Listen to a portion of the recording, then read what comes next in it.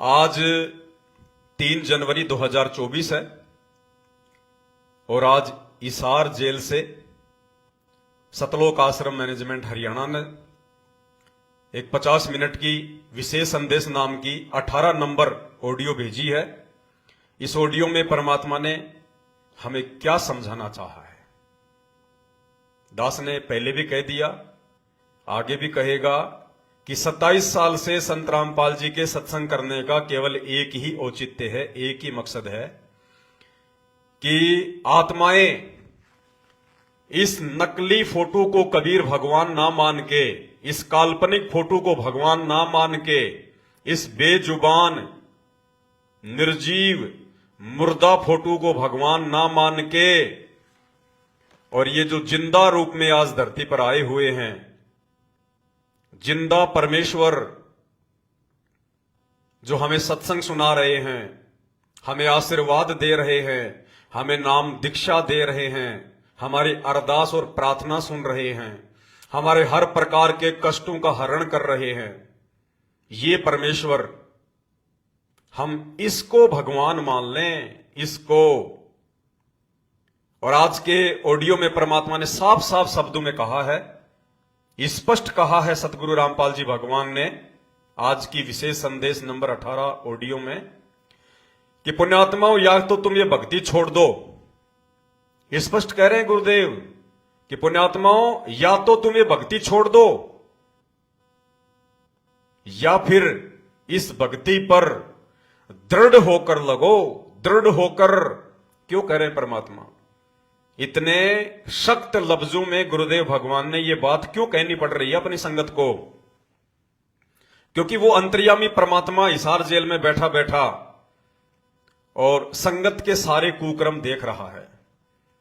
अपने कलयुगी परिवार के बेटा बेटी भाई बंधु रिश्तेदार और कोऑर्डिनेटरों के कुक्रम देख रहा है, उनका अज्ञान देख रहा है, उनका मनमाना आचरण देख रहा है कि ये अभी तक सीरियस नहीं है, इनको अपने आत्म कल्याण की कोई विशेष टेंशन नहीं है, इनको मर्यादाओं की कोई फिक्र ही नहीं है। ये लोग अभी भी भेड़ चाल में चल रहे हैं, आंखों पर काली पट्टी बांधकर चल रहे हैं। ये इस वर्तमान समय की नजाकत को समझ ही नहीं रहे कि इस समय की कितनी महत्वता है। क्यों है महत्वता? पहले आपको ये ऑडियो सुनाते हैं जिसमें परमात्मा ने सख्त लफ्जों में कहा है, फिर आपको बाद में बताएंगे कि वर्तमान में जो ये खेल चल रहा है, गुरुदेव भगवान जेल में बैठे हैं और बाहर संगत में 2 धड़ हो चुके हैं, संगत का बंटवारा हो चुका है, संगत में 2 भाग हो चुके हैं, एक सतलोक आश्रम मैनेजमेंट, दूसरा साध संगति। ये कितना बड़ा खेल चल रहा है और क्यों चल रहा है, पहले सुनिए परमात्मा का ये आदेश जो आज की ऑडियो में उन्होंने दिया है। तो ये जो ज्ञान आपको सुनाया जा रहा है, ये हर पहलू पर आपको सतर्क किया जा रहा है। तो या तो इस भक्ति में छोड़ दो, रिया कति दृढ़ हो जाओ, कमर कस लो, अब का पीछा छुटवाना है। ये लल्लो पत्तो बहुत होली, केवल हम सुख मांगते हैं, धन मांगते हैं, बेटा ना तो बेटा मांगते हैं और धन संपत्ति मांगते हैं। ये तो बिना मांगे दे देगा जब दिल डट गया आपका, दृढ़ रहे तो। साफ कह रहे परमात्मा, स्पष्ट शब्दों में कह रहा है वो अंतर्यामी भगवान, क्योंकि परमात्मा देख रहा है, सीसीटीवी कैमरे की तरह देख रहा है, उस मालिक से कुछ भी छुपा हुआ नहीं है। सतलोक आश्रम मैनेजमेंट हरियाणा ने अपने धार्मिक धंधे के लिए संगत में 4-5 नंबर छोड़ रखे हैं, प्रार्थना लगाओ, प्रार्थना लगाओ, प्रार्थना लगाओ। और संगत क्या प्रार्थना लगाती है? भक्ति के लिए कोई प्रार्थना नहीं लगाता, भक्ति के लिए, आत्म कल्याण के लिए, सतलोक के लिए, मोक्ष के लिए हिसार जेल में कोई प्रार्थना नहीं लगवाता। जिसकी भी प्रार्थना जाती है केवल सुख प्राप्ति के लिए, माया प्राप्ति के लिए, बेटा और बेटी की प्राप्ति के लिए, कार और कोठी की प्राप्ति के लिए, अच्छे स्वास्थ्य की प्राप्ति के लिए, धन की प्राप्ति के लिए। खुद कह रहे हैं परमात्मा, स्पष्ट कह रहे हैं, इसलिए दुखी होकर कह रहे हैं कि या तो ये भक्ति छोड़ दो कि तुम्हें तो मांगना भी नहीं पता 28 साल से गुरुदेव ने हमें मांगने के विषय में बताया कि भक्ति दान मोहि दीजियो देवन के देवा हो, जन्म पाया भूलूं नहीं करहूं पद सेवा हो। उसके बावजूद भी आज संगत में क्या मांगने की होड़ लग रही है? कार, कोठी, बेटा बेटी, धन दौलत, नौकरी। इसलिए दुखी होकर वो अंतर्यामी परमात्मा कह रहा है कि या तो इस भक्ति को छोड़ दो, और अगर करनी है तो फिर दृढ़ होकर करो। दृढ़ होने का मतलब, हे परमात्मा, हे परमेश्वर, हमें परमात्मा केवल आप चाहिए। मालिक, अगर आप मिल गए तो सब कुछ मिल जाएगा, सतलोक भी मिल जाएगा, सारे सुख भी मिल जाएंगे, सब कुछ मिल जाएगा। भगत को यदि ज्ञान है, भगत को यदि ये भगवान समझ में आ गया है, तो भगत कभी इस प्रकार की प्रार्थना अपने गुरुजी से लगाएगा नहीं कि मेरे जुखाम हो गई, मेरे बुखार हो गया, मेरा ऑपरेशन है गुरुजी दया करना है, गुरुजी मेरा छोरा इंटरव्यू दे के आ गया उसकी नौकरी लग जाए, हे परमात्मा एक मकान बन गया दूसरा बन जाए, हे परमात्मा ये गाड़ी आ जाए। ये तो कूड़ा करकट मांग रहा भगत, कूड़ा करकट। इसलिए परमात्मा कह रहे हैं कि भक्ति करनी है तो दृढ़ होकर करो। कि यदि हम परमात्मा से भक्ति मांगेंगे, केवल भक्ति, तो भक्ति करवाने के लिए बाकी सुख सुविधा जो भी हमारे इस मन में जो डिमांड होती है, भले हम जुबान से ना कहें, लेकिन वो तो अंतर्यामी है, वो तो अंदर की जानता है कि भगत के अंदर में क्या खरपतवार है, इसके मन में क्या डिमांड है, क्या सोच है। वो अंतर्यामी परमात्मा मुख से बोले बिना अंदर चल रही उस डिमांड को भी पूरी करेगा जिसने केवल परमात्मा से भक्ति मांगी। इसलिए मालिक कहते हैं, भक्ति दान मोहि दीजियो देवन के देवा हो, और जन्म पाया भूलूं नहीं करहूं पद सेवा हो। भाई और बहनों, ये कोई मजाक का समय नहीं चल रहा है। अरे हमारा भगवान, हमारा बाप, कभी 10 मिनट 5 मिनट रात को सोते समय अकेले रजाई में मुंह देख के कभी विचार किया करो। तुम तो ले के डबल डबल रजाई, अच्छे अच्छे मकान, और अपने घर पे सो रहे हो इस सर्दी के टाइम में। और इस समय हरियाणा में सबसे ज्यादा सर्दी पड़ती है हिसार में। और जेल की क्या हालत है, दास तो जेल में जाके आया है, हिसार की जेल में, मुझे पता है उनकी जेलों की क्या हालत है। जंगले वगैरह सब ऐसे खुले, और उस सीमेंट का बेड, और कितनी भयंकर वहां पे सर्दी। और वो हमारा बाप हमारे लिए, और जेल में भी उसको इतनी चिंता, उसको इतनी फिक्र कि हमारे लिए वहां से एक एक घंटे के सत्संग करके भेज रहा है, एक एक घंटे के संदेशे भेज रहा है ताकि हम सो ना जाएं। तो परमात्मा जेल से भी हमारे को जो है वो प्रेरित कर रहा है कि मेरे बच्चों में कोई भूल ना पड़ जाए, उनकी भक्ति में थोड़ा बहुत, उनके विश्वास में थोड़ा बहुत कोई कच्चापन ना आ जाए। और फिर भी हम लोग सीरियस नहीं है। उस भगवान के द्वारा दिए गए ज्ञान का हम यूज ही नहीं कर रहे। हमारी आंखों के सामने कुकर्म किए जा रहे हैं, हमसे करवाए जा रहे हैं, गुरुदेव की मर्यादाएं जो है वो तुड़वाई जा रही हैं, हम लोग विचार ही नहीं कर रहे। कोई किसी से सवाल जवाब ही नहीं करता। अरे इतना डर किस काम का, इतनी कायरता किस काम की? तुम उस परमात्मा, उस समर्थ भगवान के बच्चे हो जो गुरुदेव कहते हैं कि निर्विकार निर्भय तू ही और सकल भयमान, और सब पर तेरी साहिबी तुझ पर साहिब नाए। हम उस निर्विकार निर्भय निडर बेपरवाह अबंध सतगुरु रामपाल जी परमेश्वर जी के बच्चे हैं, उनके वचन के बच्चे हैं। भाई और बहनों, कम से कम सच को सच तो कहो। और अगर सच को सच कहने की विदुर की तरह हिम्मत नहीं है तो कम से कम खुद तो बचो। खुद तो उन अज्ञानियों के उस अज्ञान में साथ ना दो, उन पाखंडियों के उस पाखंड में साथ ना दो, उनको पात्रों को ज्योति पाठ और दान का पैसा देके अपने कर्म और गुरुदेव भगवान को दुखी ना करो। ये अंतिम समय चल रहा है परमात्मा की लीला का। अब उनका मिशन, उनकी लीला धीरे धीरे समाप्ति की ओर है। 2024 लग चुकी है। ये प्राकृतिक तांडव का समय है। 1 जनवरी की रात को आपने देख लिया होगा जापान में किस प्रकार से 7.6 रिएक्टर का भूकंप आया। ये धरती दहलेगी। इस धरती पर किसी चीज का बोझ नहीं है। ये धरती हर प्रकार का वजन, हर प्रकार का बोझ सहन कर सकती है, लेकिन ये पाप कर्मों का बोझ सहन नहीं कर सकती। इस कदर पाप कर्म बढ़ चुके हैं धरती पर, अब ये फटेगी। और उस समय तुम्हारा क्या होगा, जो मर्यादाएं तोड़ के अपने आप को भगत समझे बैठे हैं। तो क्या कह रहे हैं परमात्मा कि अगर भक्ति करनी है तो दृढ़ता के साथ करो, अगर नहीं करनी है तो छोड़ दो। अर्थात दो नावों की सवारी करोगे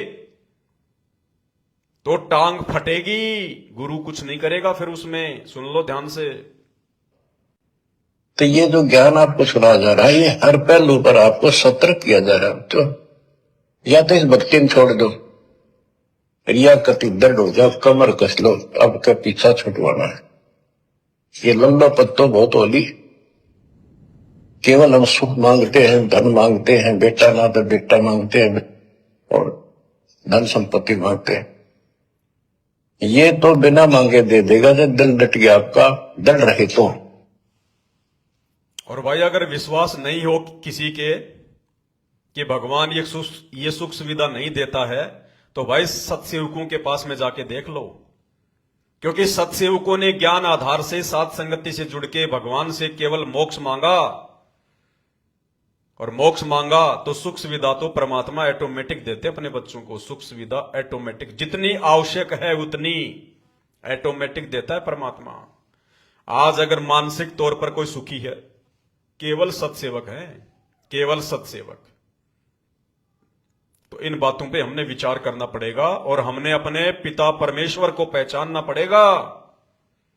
हमने पतिव्रता पद पे आना पड़ेगा। पतिव्रता पद क्या होता है यह भी परमात्मा ने समझाना पड़ा। आज सारा टोटल जो कुछ आपको समझाया जाएगा, हिसार जेल से आई हुई उन ऑडियो के आधार से ही समझाया जाएगा। पतिव्रता पद क्या बताया गुरुदेव भगवान ने, सुनिए परमात्मा जी के मुख कमल से। कि जैसे पपैया छोटा सा चिड़िया जैसा पक्षी होता है, वो केवल जब आकाश में बादल छा जाते हैं तब अपनी आवाज लगाता है। उसकी आवाज पपैये की होती है, पपैये की पी पी पी पानी के लिए पुकारता है। बारिश हो जा तो उस जल को पीता, वो पृथ्वी के जल को नहीं पीता, बेशक मर गया। इसी प्रकार इसका उदाहरण परमात्मा ने दिया कबीर साहब ने कि जैसे पपैये की तरह तुम हो जाओगे कि अपने सतगुरु और गुरु के अतिरिक्त किसी से भी स्वप्न में भी कोई लाभ नहीं चाहोगे। दुखी हो चाहे सुखी हो, चाहे लाभ धनी हो चाहे निर्धन हो, कुछ भी होता दिखे पर होने दो एक बार उसको। तो इसी प्रकार इसको पतिव्रता पद कहा। क्या कहा परमात्मा ने, अपने गुरु और सतगुरु के अतिरिक्त किसी और से कोई डिमांड नहीं, किसी और की मन में कोई इच्छा नहीं, केवल उसी को हर प्रकार से चाहना, उसी को मानना, उसी को पूजना, उसको कहते हैं पतिव्रता पद। और हम क्या कर रहे हैं, आज 90% संगत के दो दो कसम है, दो दो कसम। कसम मालिक भगवान पति परमेश्वर सब एक ही शब्द है। आज संत रामपाल जी की संगत में 90% भक्तों के घरों में ये दो दो कसम है, दो दो कसम। आत्मा के दो कसम नहीं हो सकते।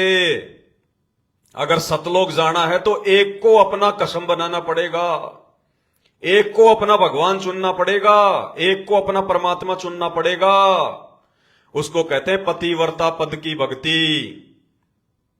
और जितना जल्दी आप लोग इस बात का फैसला कर लोगे कि इन दोनों फोटोओं में से एक भगवान कौन है, हमारा असली आत्मा का पति कौन है, हमने किसकी फोटो को अपने घर में, अपने दरबार में, अपने दिल में, अपने मन मंदिर में सजा के रखना है, हमने दोनों में से कौन सी एक फोटो की पूजा करनी है। जिस दिन हम ये निर्णय कर लेंगे और इन दोनों में से एक को पहचान लेंगे, उस दिन समझो हम पतिव्रता पद पर आ गए, पतिव्रता पद पर। और बिल्कुल हमने पहचान करने के बाद में एक को खारिज करना पड़ेगा, बिल्कुल खारिज। उसके प्रति मन में किसी प्रकार की कोई श्रद्धा नहीं, किसी प्रकार की कोई चाहत नहीं, उसके प्रति जरा भी मन में कोई समर्पण नहीं, जिसको हम रिजेक्ट कर देंगे। तो भाई और बहनों, इसी को पतिव्रता पद कहते हैं। और इसी पतिव्रता पद को समझाने के लिए और हम आत्माओं को इस पतिव्रता पद पर लेकर आने के लिए सन 2014 से संत रामपाल जी भगवान जेल में बैठे हुए हैं। क्योंकि उन्होंने देख लिया था कि मैं सत्संग किए जा रहा हूं, ये संगत आश्रम में आके संगत सुने जा रही है, मैं बीन बजा रहा हूं, ये नाचते जा रहे हैं। इन्होंने तो भेड़ वाली बीन बना ली, मैंने सुना दिया, इन्होंने सुन लिया, अमल कोई कर नहीं रहा, समझ कोई रहा नहीं। अरे संत रामपाल जी भगवान की तो मजबूरी थी शुरुआत में, इस फोटो को भगवान बताना उनकी मजबूरी थी, उनके लिए जरूरी था। जिस समय सन 1994 में संत रामपाल जी ने इस 13वें यथार्थ कबीर पंथ की शुरुआत की, उस समय यदि संत रामपाल जी कह देते कि मैं भगवान हूं, मैं ही हूं वो कबीर जिसका वेदों में नाम है कबीर, कोई भी व्यक्ति इनकी भक्ति को स्वीकार नहीं करता, कोई भी व्यक्ति इनसे नाम दीक्षा लेके अपना आत्म कल्याण नहीं करवा पाता। हर कोई अपने मन में दोष निकाल लेता कि देखो ये हरियाणा का जाट, ये इंजीनियर, और ये अपने आप को कबीर कह रहा है, ये अपने आप को भगवान कह रहा है। ये नकली कबीर पंथी गुरुदेव पर तरह तरह के मुकदमे ठोक देते। वो कबीर पंथी जो उस कबीर भगवान का ठेका लिए बैठे हैं कि कबीर जी तो हमारे हैं, हम धर्मदास के वंशजों के हैं। संत रामपाल जी पे 50 मुकदमे ठोक देते। अगर संत रामपाल जी कह देते कि मैं ही हूं वो कबीर, मैं ही हूं वो अल्लाह। इसलिए भाई संत रामपाल जी की मजबूरी थी इस फोटो को सामने रखकर ये कहना कि ये है कबीर भगवान, ये है कबीर भगवान, ताकि हम इन नीचे के देवी देवताओं की भक्ति को छोड़ें, आधे अधूरे भगवानों की भक्ति को छोड़ें और उस एक परमात्मा की भक्ति पर लगें। एक परमात्मा सतगुरु रामपाल जी भगवान की भक्ति पर लगें। इसलिए उन्होंने अपने आप को छुपाते हुए, इसलिए इस कबीर परमात्मा ने स्वयं कबीर होते हुए भी अपने से अन्य को भगवान बताकर हमें भक्ति के लिए प्रेरित किया, हमारे को भक्ति पर लगाया। ये विधान है परमात्मा का। जब भी ये परमात्मा धरती पर आता है, संत रूप में आता है, ये गुरु रूप में आता है, जिंदा महात्मा के रूप में आता है, उस समय ये परमात्मा कभी भी अपने आप को भगवान नहीं कहता। और यदि भगवान कहता भी है तो कोई इसकी मानता नहीं है। 650 साल पहले परमात्मा ने अपने मुंह बोले गुरु को भी कही थी ये बात कि हम ही अलग अल्लाह हैं, कुतुब गोस और पीर, गरीब दास खालिक धनी हमरा नाम कबीर। ए स्वामी सृष्टा में सृष्टि हमारे तीर, दास गरीब अधर बसूं, मैं मेरा नाम अविगत सत्य कबीर। लेकिन कोई नहीं माना। 64 के 64 लाख भगत फैल हो गए। इनको परमात्मा ना मान पाने के चलते इनको केवल अपना गुरु मानते रहे और भगवान ब्रह्मा विष्णु महेश को मानते रहे और इतनी बड़ी चोट खाई। आज 600 साल से बार बार मां के गर्भ में नरक कुंड में जन्म लेकर आना पड़ रहा है। तो शुरुआत में सतगुरु रामपाल जी भगवान की मजबूरी थी आप और हम अंधे जीवों को भक्ति पर लगाने के लिए। परमात्मा का प्रयास था कि एक बार भले इस फोटो वाले चेहरे को भगवान मानकर ये आत्माएं भक्ति पर लगें, एक बार इन नीचे के आधे अधूरे डमी गॉड्स भगवानों की भक्ति को त्यागें, अपने असली परमात्मा की पहचान करें। और धीरे धीरे जब इनको ज्ञान सुनाऊंगा, ये तत्व ज्ञान सुनाऊंगा, तो एक दिन इनके हृदय में स्वयं ही बैठ जाएगा कि परमात्मा कौन है, भगवान कौन है, रियल कबीर कौन है, हमारा सच्चा हमदर्द कौन है। आज निस्वार्थ भाव से परमार्थ के लिए पिछले 30 वर्षों से कौन संघर्ष कर रहा है? ये अगर ये भगवान है तो कहां है? अरे भगवान है तो सामने क्यों नहीं आता? अगर यही रूप भगवान का है तो ये सामने क्यों नहीं आता? इसको डर किस बात का है? सामने वो नहीं आता जिसने कोई कुकर्म कर रखा होता है, जो डरपोक होता है। जैसे परमात्मा ने बताया कि ये काल, ये निरंजन, ब्रह्मा विष्णु महेश का पिता, ये गुप्त रहता है, ये सामने प्रकट नहीं होता। क्यों?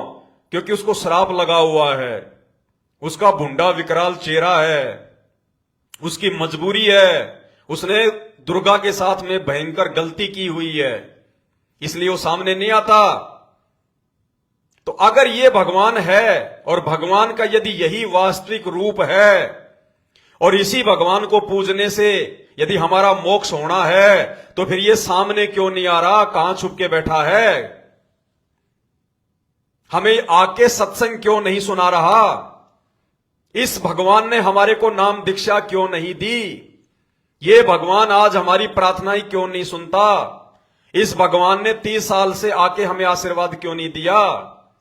ये सारा का सारा संघर्ष इसी भगवान ने क्यों सहा? 30 साल से दिन रात एक करके गांव गांव जाके इस भगवान ने दुनिया को क्यों समझाया? यही भगवान नाम दीक्षा क्यों दे रहा है सन 1994 से लेकर आज तक? इसी भगवान ने हमें दिन रात सत्संग क्यों सुनाए? यही भगवान निस्वार्थ भाव से परमार्थ के लिए हमारे लिए इतना संघर्ष क्यों कर रहा है? अगर ये भगवान है तो ये आके जेल में क्यों नहीं बैठा? यही जेल में क्यों बैठा है? आज हिसार जेल से सत्संग ये क्यों नहीं कर रहा? अगर ये भगवान है तो, अगर ये परमात्मा है तो, ये भगवान ना दिन देख रहा, ना रात देख रहा, ना जेल देख रहा, ना कुछ देख रहा, दिन रात हमारे लिए इतना संघर्ष क्यों कर रहा है? पहचानो भाई और बहनों अपने असली भगवान को, अपने असली बाप को, अपने असली परमात्मा को। और यदि पहचान हो जाए तो भाई और बहनों, उसके बाद में इस फोटो में हमारी जरा भी आस्था नहीं होनी चाहिए, रत्ती भर भी हमारी श्रद्धा नहीं होनी चाहिए, और जरा भी भय नहीं होना चाहिए कि कहीं हम इस फोटो को बाहर निकाल दें, दरबार से बाहर कर दें, घर से बाहर करते हैं, कहीं हमारे को नुकसान ना हो जाए, हमें कोई परेशानी ना हो जाए, भगवान नाराज ना हो जाए। अरे नहीं, ये भगवान नहीं है, ये केवल एक कागज का टुकड़ा है। ये रूप जो आप देख रहे हैं, इस मिलते जुलते रूप में कबीर परमात्मा 650 साल पहले अपने पुत्र जोगजीत के रूप में आए थे, जिस रूप को उस काल ने, शैतान ने मांग रखा है महात्माओं को भ्रमित करने के लिए। और जैसी फोटो हम देख रहे हैं, ये ऐसे नहीं थे। 650 साल पहले ना कोई कैमरा था, ना कोई वीडियो रिकॉर्डिंग थी, केवल हाथ से काले पीले चित्र बनाए जाते थे, रंग भी नहीं भरे जाते थे। ये तो वर्तमान में इस मशीनरी युग में, डिजिटल जमाने में इस फोटो में रंग भर दिए, लाल पीले कपड़े कर दिए, सिंहासन को सुंदर बना दिया, आंख नाक कान ठीक कर दिए फोटोशॉप में जाके, और हम समझ बैठे कि ये भगवान है, ये परमात्मा है, ये अल्लाह है, ये खुदा है। ये अल्लाह खुदा नहीं है, ये परमात्मा नहीं है, भगवान नहीं है, ये डमी गॉड है, डमी गॉड। ये नकली भगवान की नकली फोटो है। असली भगवान तो 30 साल से अपने बच्चों को सतलोक ले जाने के लिए संघर्ष कर रहा है। यह है असली कबीर, असली भगवान, असली परमात्मा, हमारा गुरु। तो जिस दिन हमें इस भगवान की पहचान हो जाए और हमारे मन मंदिर में, दिलो दिमाग में, मन कर्म वचन से यदि हमें इस भगवान की पहचान हो जाए, तो भाई और बहनों, उसके बाद में इस भगवान से डरने की जरूरत नहीं है, इस कागज के टुकड़े से डरने की जरूरत नहीं है।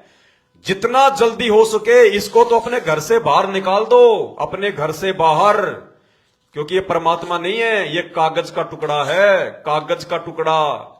और यही कागज के टुकड़ी वाली फोटो के रूप में वो काल तुम्हें ठगेगा, त्रिकुटी पर ठगेगा। ये मैं नहीं कह रहा, ये संत रामपाल जी ने कहा है। और क्या कहा है परमात्मा ने, उन्हीं के मुख कमल से सुन लीजिएगा, अन्यथा बहुत बड़ा धोखा खाओगे, बहुत बड़ा धोखा। ये सत्संग सुनिए सतगुरु रामपाल जी भगवान के मुख कमल से। क्या कहा इसमें गुरुदेव ने, जब वो कबीर परमात्मा उस तपतशिला पर अपने पुत्र जोगजीत का रूप बनाकर इस रूप में आए थे, ऐसे मिलते जुलते रूप में, उस समय उस काल ने 3-4 वरदान मांगे थे अपना बड़ा भाई समझकर जोगजीत से, क्योंकि परमात्मा अपने बेटे जोगजीत के रूप में थे, काल के भाई के रूप में थे। तो काल ने कुछ वरदान मांगे थे, जिसमें एक वरदान उस काल ने यह भी मांगा था कि परमात्मा मुझे एक वरदान दीजिए कि मैं आपका रूप बना सकूं, ये दाढ़ी मूंछ वाला रूप। क्यों मांगा उसने? काल को पता था कि ये मेरा भाई जोगजीत नीचे जाएगा और ये गुरु बनकर अन्य जीव आत्माओं को ज्ञान देगा, सत्संग करेगा, और वो आत्माएं जोगजीत को अपना भगवान मानकर, अपना गुरु मानकर उसके ऊपर आश्रित हो जाएंगी। और यदि मैं जोगजीत से ये वाला रूप मांग लेता हूं कि मुझे वरदान दो कि मैं भी आपका रूप बना सकूं, तो मैं कभी भी ये जोगजीत वाला रूप बनाकर, ये दाढ़ी मूंछ वाला रूप बनाकर उन आत्माओं को ठग लूंगा, क्योंकि वो आत्मा समझेंगे कि ये हमारे भगवान है, ये हमारे गुरु जी हैं। इसलिए परमात्मा का ये सत्संग ध्यान से सुनो, काल ने ये रूप मांग रखा है। वचन भर लो, वचन भर लिया, अकबर लियो भाई। न्यो बोला जी कि चारों युगों में, 3 युगा में जीव थोड़े ले जाना, सतयुग, त्रेता और द्वापर, और चौथा युग जब आवे कलयुग, कितने ले जाइयो? न्यो बोला वो बड़ी अड़ाई तन तया। अच्छा भाई कोई बात नहीं। दूसरा ये है कि मैं आपका रूप बना सकूं, मैंने ये आज्ञा दे दो। अग बना लिए, तेरे रूप तक की आंट लागेगी। मेरे अंश के पास जिस पास नाम होगा, तेरा रूप रह ही नहीं सकता उसके आगे। तो फिर और एक और कहा कि आप जब जाओ ना मृतमंडल में, एक जगन्नाथ के मंदिर को बनवाइयो। तो आपने सुना परमात्मा सतगुरु रामपाल जी भगवान के मुख कमल से उस काल बलि ने, उस शैतान ने, उस निरंजन ने ये दाढ़ी मूंछ वाला रूप बनाने का वरदान मांगा हुआ है।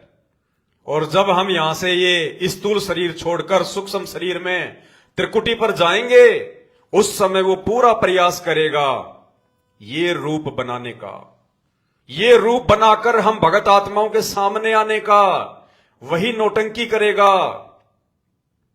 और जिन जिन पुण्य आत्माओं ने आज इस धरती पर वर्तमान में जो हमारी ये परीक्षा हो रही है, रिहर्सल हो रही है, जिन जिन पुण्य आत्माओं ने आज भी सतगुरु रामपाल जी भगवान से इतना ज्ञान लेने के बाद भी, उनके इतने अथक प्रयासों और संघर्ष के बाद भी, जिन्होंने कुछ भी समझाने में कोई कमी नहीं छोड़ रखी कि वास्तव में भगवान कौन है, परमात्मा कौन है। और यदि वर्तमान में जो आत्माएं संत रामपाल जी को केवल अपना सतगुरु मानेंगी, अपना गुरु मानेंगी, और भगवान इस दाढ़ी मूंछ वाली फोटो को मानती रहेंगी, अपने दरबार में रखकर पूजती रहेंगी, इसके आगे दीपक जलाएंगी, आरती करेंगी, दंडवत करेंगी, और प्रतिवर्ष अपनी मूर्खता का परिचय देते हुए जून के महीने में उन फर्जी आश्रमों में जा जाकर इस दाढ़ी मूंछ वाले नकली कबीर को कबीर भगवान मानकर इनको भोग लगाती रहेंगी, इनके नाम पे पाठ प्रकाश करवाती रहेंगी, उन आत्माओं को त्रिकुटी पर वो काल ठगेगा। क्योंकि परमात्मा ने बताया जब तुम्हारा शरीर छूटेगा उस समय तुम्हें यह महसूस नहीं होगा कि तुम्हारा शरीर छूट गया और तुम मर गए। तुम्हें ऐसा लगेगा जैसे हम तो गुरुजी के सत्संग में जा रहे हैं, हम तो अपने भगत भाई बहनों से मिलने जा रहे हैं, वहां पे समागम है, सत्संग है। और वो काल इस रूप में ठग लेगा, जैसे आज यहां इन आश्रमों में ठग रहा है। धीरे धीरे तुम आत्माओं को इस फोटो के ऊपर वो दृढ़ कर रहा है। इन आश्रमों में जून के महीने में या वैसे भी इन आश्रमों में ये फोटो आपको बहुत मिलेगी। जहां पे दान पेटी लगी है वहां भी ये फोटो मिलेगी, जहां पे तुम दंडवत करते हो वहां भी ये फोटो मिलेगी, ऊपर सिंहासन जहां बना रखा है वहां भी आपको ये फोटो मिलेगी। उन आश्रमों में जगह जगह ये फोटो मिलेगी और संत रामपाल जी को इस फोटो के चरणों में बैठा रखा होता है। अरे जो रियल कबीर है, जो जिंदा कबीर है, जो असली भगवान है, जो मुक्ति दाता है, जो तारणहार है, उसको इस नकली कागज के टुकड़े के पैरों में बैठा के रखा जाता है। इसलिए आदरणीय गरीबदास जी महाराज जी ने कहा कि गुरु मानुष कर जानते, कि गुरु जी को खाली एक मानुष मानेंगे, मां के गर्भ से जन्म लिया हुआ एक व्यक्ति मानेंगे, जीव मानेंगे। कहते हैं गुरु मानुष कर जानते, और गुरु मानुष मानने का सबसे बड़ा प्रमाण यही है, जब तक आपकी आस्था इस फोटो में है, जब तक आपकी आस्था इस फोटो में है, जब तक आपके घर पर, आपके दरबार में ये फोटो है, जब तक आपके घर में ये फोटो रहेगी, तब तक आप संत रामपाल जी को मानुष मान रहे हैं। मानुष जीव, क्योंकि भगवान एक होता है, दो नहीं हो सकते। तो आदरणीय गरीबदास जी ने ऐसे मूर्ख प्राणियों के लिए, ऐसे आधे अधूरे कच्चे भक्तों के लिए अपनी वाणी में कहा है, हमें चेताया है। और संत रामपाल जी भगवान ने आदरणीय गरीबदास जी महाराज जी के सदग्रंथ साहिब से, जिसमें 24,000 वाणियां हैं, उनमें से चुन चुन के हमारे लिए 200-250 वाणियां नित्य नियम, असुर निकंदन रमैणी और संध्या आरती के रूप में एक भक्ति बोध नाम की पुस्तक में डाल दी। यानी ये विशेष वाणियां हैं, हमारे काम की वाणियां हैं। और नित्य नियम में हमें रोज पढ़ाते हैं गुरुदेव, हम रोज पढ़ते हैं। क्या पढ़ते हैं? गुरु मानुष कर जानते, वो नर कहिए अंध, कि जो अपने गुरु जी को मानुष मानेंगे, अर्थात जब तक इस फोटो को भगवान मानेंगे, जब तक इसका हम प्रकट दिवस मनाएंगे, जब तक ये फोटो हमारे दरबार में और घर में रहेंगी, तब तक हम गुरु को क्या मानेंगे? मानुष।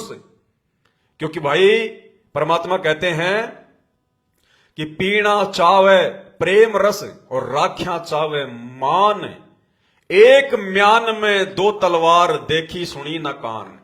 एक म्यान में दो तलवार नहीं समा सकती, चाहे कोई कितना भी प्रयास कर ले।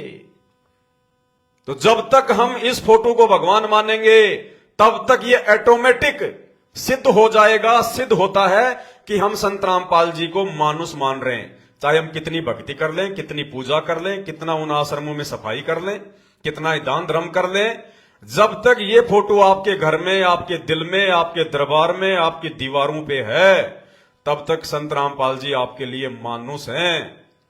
भले आप इन्हें गुरुजी कहते हो, परमात्मा कहते हो, अवतार कहते हो, भगवान कहते हो, क्योंकि जुबान से अपने गुरु को भगवान कहने से बात नहीं बनेगी। जुबान से झूठे नारे लगाने से सतगुरु रामपाल जी भगवान की जय, बंदी छोड़ सतगुरु रामपाल जी भगवान की जय, खाली जुबान से भोंकने से बात नहीं बनेगी। संत रामपाल जी को हृदय से परमात्मा मानना पड़ेगा, तब बात बनेगी।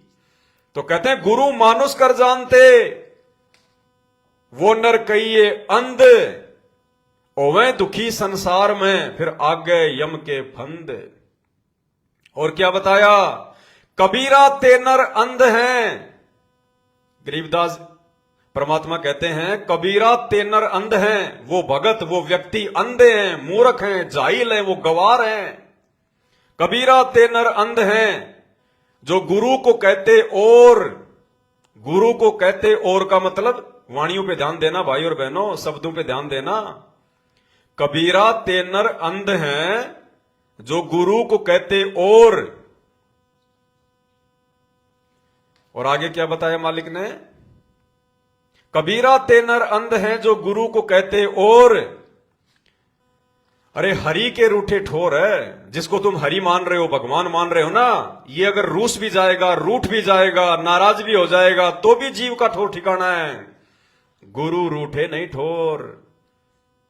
और गुरु कैसे रूठेगा? गुरु कब रूठेगा? जब तुम एक म्यान में जबरदस्ती दो तलवार फंसाने का प्रयास करोगे।